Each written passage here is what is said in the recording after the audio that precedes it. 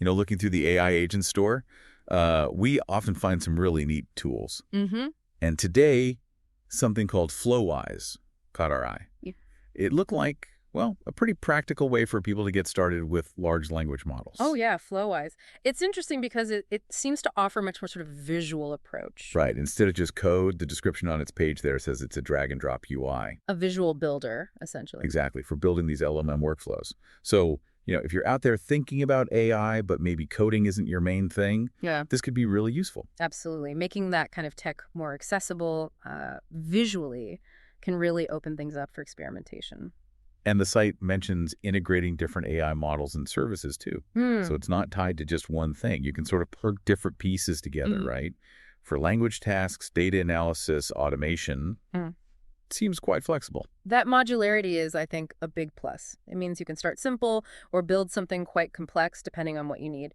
Good for beginners and more experienced folks. Now, they had this stat, an autonomy level of 63%. Okay, what does that actually mean in practice? Well, as I understand it from the page, it means within a single workflow, the LLM itself can make some choices, Choices like what?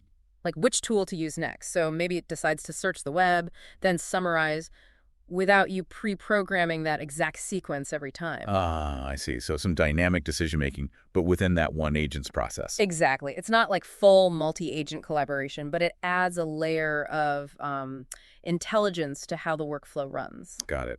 And who is this best for? They list software developers, AI researchers. Data scientists, product managers, too. It's a pretty wide group. Yeah, it suggests quite broad applicability, doesn't it? It does. And Seems useful for like rapid prototyping, but maybe also building out more finished pieces. the use cases they list kind of back that up. Yeah. Building AI apps with less code, visually managing workflows. Integrating models, like we said. Right, and yeah, rapid prototyping. Yeah. It all points to making LLM tech easier to handle. That speed in prototyping is, well, it's a huge advantage. Lets you test ideas fast. Definitely.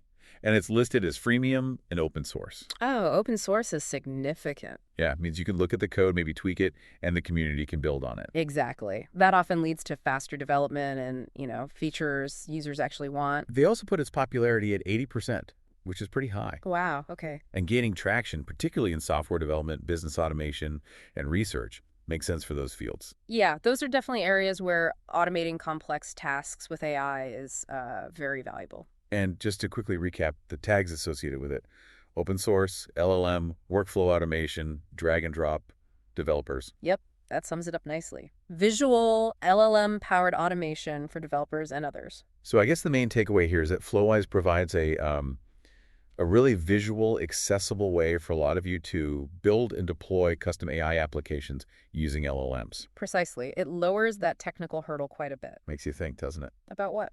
Well, with tools like this making AI development easier, what kind of new things are we going to see?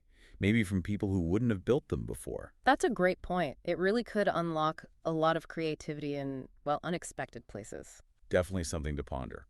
So if you want to check out Flowise or other AI tools, you can find more over at aiagentstore.ai. And as always, we appreciate you rating the show. Thanks for tuning in.